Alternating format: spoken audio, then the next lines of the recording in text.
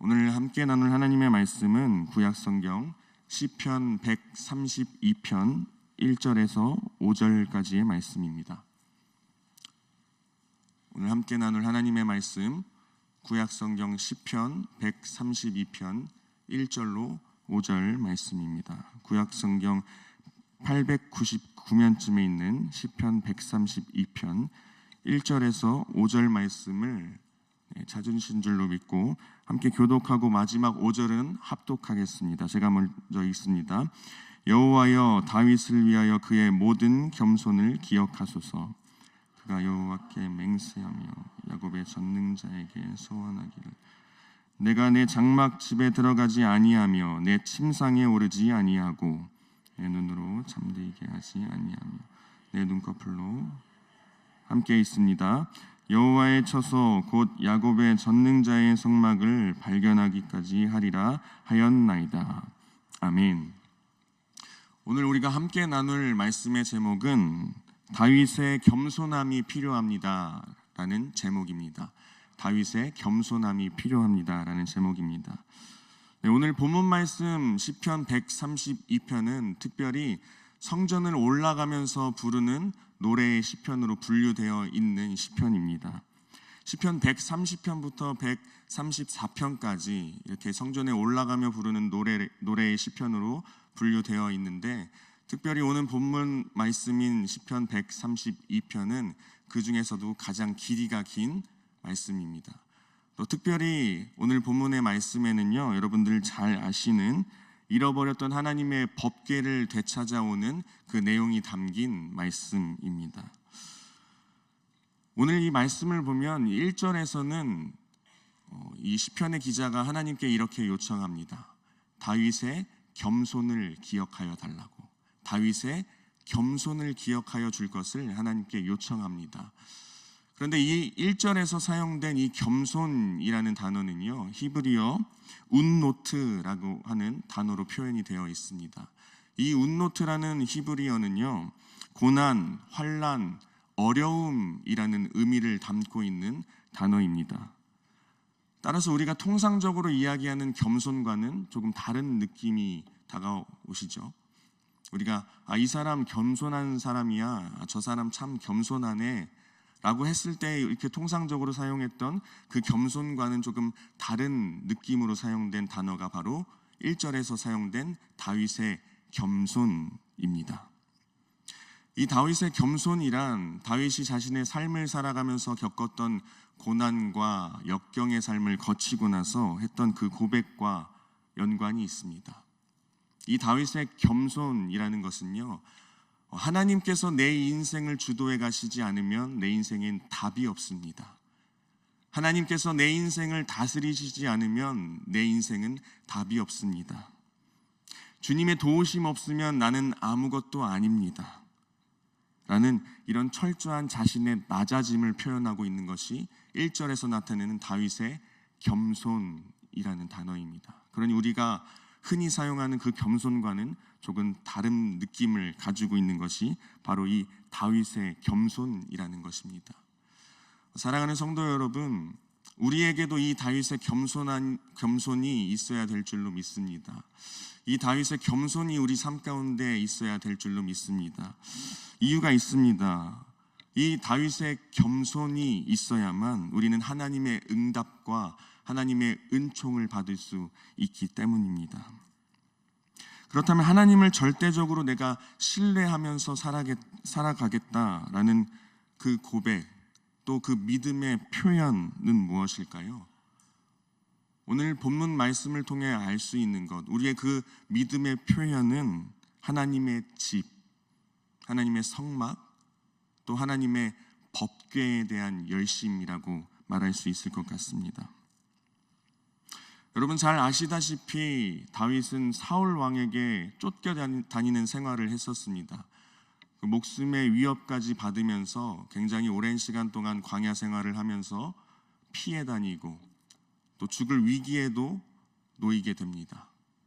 하지만 하나님께서는 다윗을 끝까지 지키시고 보호하여 주십니다. 다윗의 기도에 응답하여 주시고 하나님께서 다윗을 지켜 보호하여 주셨던 것입니다. 다윗은 이 같은 역경의 시간을 거치고 나서 이스라엘의 왕이 됩니다. 왕이 되었을 때 이러한 고민을 하기 시작합니다. 어떻게 이 이스라엘을 건강하게 잘 세워나갈 수 있을까? 어떻게 하나님께서 원하시는 방향으로 이 나라를 세워나갈 수 있을까? 라는 그 고민을 하기 시작합니다. 그런데 이 다윗은요, 그 고민의 끝에 결론을 내리게 됩니다. 하나님께서 이 나라를 다스려 주시지 않는다면 이 나라는 답이 없습니다. 하나님께서 이 나라의 통치자 되어 주시지 않는다면 이 나라는 소망이 없습니다. 하나님께서 이 나라를 강권적으로 이끌어가 주시지 않는다면 이 나라는 미래가 없습니다. 라는 이러한 고백의 결론을 내리게 되었습니다. 하나님의 주권과 통치하심, 그 놀라운 은혜가 있어야만 그 이스라엘이라는 나라가 건강하게 세워지고 또 훌륭하게 세워질 것이라는 결론을 내렸다는 것입니다. 그리하여서 다윗은 한 가지 결단을 하게 됩니다. 이 블레셋에게 빼앗겼던 하나님의 법궤 있지 않습니까? 이 법궤를 다시 찾아와야겠다는 결단을 하게 됩니다. 이 다윗은요, 그 법궤를 찾아오겠다는 그 마음, 굉장히 그 열심의 마음으로 하나님의 법궤를 바라보게 됩니다. 오늘 함께 읽었던 3절에서 5절의 말씀을 보면 그 다윗의 법궤를 향한 마음이 얼마나 큰 마음이었는지 우리는 다시 한번 확인해 볼 수 있을 것입니다. 여러분 잘 아시다시피 이 하나님의 법궤는 하나님의 임재의 상징이었습니다. 그렇기 때문에 다윗이 이 하나님의 법궤에 대해서 열심을 내었다는 것은요, 하나님을 정말 열심으로 사모했다는 것을 또한 의미하게 됩니다. 이 법궤는 하나님의 임재하심을 의미하는 것이었기 때문에 이 법궤에 대한 이 다윗의 큰 마음은 하나님을 향한 다윗의 큰 마음이었던 것입니다. 이 법궤는 당시 블레셋 기랏 여야림에 있었는데요, 다윗은 사람들을 보내서 그 법궤를 찾아오도록 명령합니다. 그리고 다시금 그 예루살렘 성으로 가져오게 하고 그곳에 다윗의 장막을 세우고 다시금 그 가운데 법궤가 놓여질 수 있도록 합니다. 맞습니다. 다윗은 하나님의 임재와 통치가 이스라엘 가운데 임하기를 간절히 바라고 있었던 것입니다. 이 성전을 향한 다윗의 사모함, 이 성막을 향한 다윗의 사모함은 하나님을 전적으로 의지하고 신뢰하겠다는 다윗의 겸손을 나타내주는 증거였습니다. 제가 오늘 읽었던 본문 말씀 5절을 다시 한번 읽겠습니다. 여호와의 처소 곧 야곱의 전능자의 성막을 발견하기까지 하리라 하였나이다. 여러분 다윗은 이 성막을 발견하고 예루살렘으로 다시금 가져올 때에 자신의 모든 에너지와 열정을 다 쏟았습니다. 그리고 이 시편 132편의 후반부에 우리가 그 구절을 확인하면 알 수 있겠지만 이 다윗의 이 법궤에 대한 열망과 열정의 결과는 무엇이었을까요? 하나님께서 결과적으로 다윗에게 놀라운 축복과 놀라운 언약을 맺어 주셨습니다. 이 시온에서 이스라엘 백성들이 하나님 앞에 가서 하나님을 찾을 때에 내가 그들을 구원하고 그들에게 언약의 축복을 내려주시겠다 약속하신 그 말씀이 그 다윗의 겸손함을 통해서 이제 이루어졌던 것입니다. 여러분 시온의 복이 무엇입니까? 하나님이 다윗과 약속한 언약의 축복이 무엇입니까? 오늘 본문의 말씀 시편 132편의 13절로부터 16절에 보면 하나님께서 주신 네 가지의 복이 나옵니다. 제가 13절부터 16절까지를 읽어보겠습니다. 여호와께서 시온을 택하시고 자기 거처를 삼고자 하여 이르시기를 이는 내가 영원히 쉴 곳이라 내가 여기 거주할 것은 이를 원하였음이로다. 내가 이 성의 식료품에 풍족히 복을 주고 떡으로 그 빈민을 만족하게 하리로다. 내가 그 제사장들에게 구원을 옷 입히리니 그 성도들은 즐거이 외치리로다. 아멘. 이 말씀에 보면요, 하나님께서 주시는 네 가지의 복이 나옵니다. 먹을 것의 풍족함, 그리고 가난한 자들의 만족함, 구원으로 옷 입혀주시는 것과 마음의 즐거움이라는 네 가지의 복이 나타납니다. 또 이어서 17절에 가보게 되면요, 하나님께서는 다윗에게 뿔이라는 것을 허락하십니다. 이 뿔이라는 것은요, 강한 힘을 나타내는 것입니다. 또 그 뒤에 이어서 등이라는 것이 나오는데요, 이것은 지속적으로 비추는 빛을 의미하게 됩니다. 따라서 하나님께서 이 다윗에게 복을 주시는 것, 그것의 의미를 다시 한번 우리가 생각해 본다면, 하나님께서는 다윗에게 앞으로도 계속해서 영광스러울 것을 약속하고 계셨던 것입니다. 사랑하는 성도 여러분, 우리에게 이 다윗의 겸손함이 있다면 오늘 말씀에서 하나님께서 다윗에게 부어주셨던 이 복, 축복이 여러분들의 삶 가운데 나타날 것을 믿습니다. 할렐루야. 겸손함으로 주님을 의지하는 성도들은 어떠한 상황 속에서도 넘어지지 않게 됩니다. 이 설령 넘어진다 할지라도요, 우리에게 다윗의 겸손이 있다면요, 우리는 다시 일어날 수 있습니다. 다윗의 겸손함이 우리의 삶 가운데 있다면 설령 우리가 흔들릴지라도 하늘에서부터 내려주시는 하나님의 구원의 손길이 우리에게까지 이르기 때문입니다. 여러분, 우리가 신앙생활을 하다 보면 참 그런 고민이 있는 것 같습니다. 분명히 똑같은 상황과 환경에 놓여 있는데 나는 무언가 정체되는 것만 같고, 당장이라도 신앙적으로 무너질 것만 같고, 쓰러질 것만 같고, 분명히 내 옆에 있는 성도와 똑같은 상황을 살아가고 있는데, 똑같은 환경에 놓여 살아가고 있는데 나는 뭔가 침체되어지는 것만 같은, 쓰러진 다음에 다시 일어나지 못할 것만 같은 그런 느낌이 들 때가 분명 우리의 신앙의 여정길 가운데 한 번은 다가오게 되어 있는 것 같습니다. 여러분, 그럴 때에 다윗의 겸손을 한번 생각해 보시길 바랍니다. 이 다윗의 겸손이 있다면 우리는 흔들리는 상황 속에서도 하나님께서 부어주신 놀라운 회복의 축복을 경험할 수 있을 것입니다. 분명 똑같이 흔들리는 이 버스를 타고 가는데 내 옆 사람은 계속해서 중심을 잘 잡아가고 나는 계속해서 흔들리고 있다면, 여러분, 우리의 삶 가운데, 자신의 삶 가운데 이 다윗의 겸손이 고백되어지고 있는지 다시 한번 점검해 볼 필요가 있다는 것입니다. 그리고 만약에 우리의 삶 가운데 이 다윗의 겸손함이 있다고 한다면 우리는 그에 합당한 증거 또한 우리의 삶에서 나타나야 합니다. 그 증거는 무엇입니까? 바로 여호와의 성전을 사모하는 것입니다. 오늘 말씀에서 다윗과 같이 여호와의 성전을 사모하며 나아오는 것이 바로 그 증거라는 것입니다.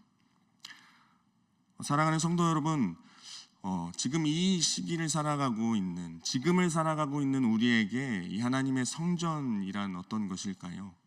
두 가지 정도로 이야기해 볼 수 있을 것 같습니다. 먼저는 우리의 마음입니다. 우리의 마음. 예수 그리스도를 통해서 우리의 마음 가운데 주어진 하나님의 성전, 예수 그리스도를 통해서 생기게 된 우리의 마음 가운데 성전, 이 성전을 바라보시길 바랍니다. 그리고 우리는요, 우리의 기도를 통해 우리의 마음 가운데 있는 성전으로 깊이 나아가야 합니다. 기도는 하나님을 전적으로 의지하고 신뢰한다고 하는 우리의 삶의 표현이라고 할 수 있습니다. 그렇기 때문에 우리의 삶에서 기도가 이루어지지 않는다면요, 우리는 하나님을 의지하지 않는다고도 말할 수 있을 것 같습니다. 두 번째로 또 다른 성전은 무엇입니까? 맞습니다. 교회입니다. 교회 공동체입니다. 예수 그리스도를 주로 모시어드린 이 성도들이 모인 이 교회 공동체, 그곳이 바로 하나님의 성소이자 성전이라는 것입니다. 여러분, 그래서 여러분 교회로 나아오지 않습니까? 이 교회에서 하나님을 찾으시지 않습니까? 교회를 향한 그 사모함, 예배를 향한 그 사모함, 그것이 믿음에 대한 표현으로 그렇기 때문에 주님 앞에 연락될 수 있는 것입니다. 여러분, 제가 말씀을 시작하면서 이 시편은 성전을 올라가면서 드리는 노래라고 말씀드렸습니다. 그렇다면 왜 이 시편을 수집한 이 시편 편집자가 왜 이 시를 성전에 올라가는 노래에 분류했을까요? 다시 한번 말씀드리지만 하나님을 찾는 순례자들이 하나님의 은총을 받으려면 이 다윗의 겸손함을 품고 살아가야 하기 때문입니다.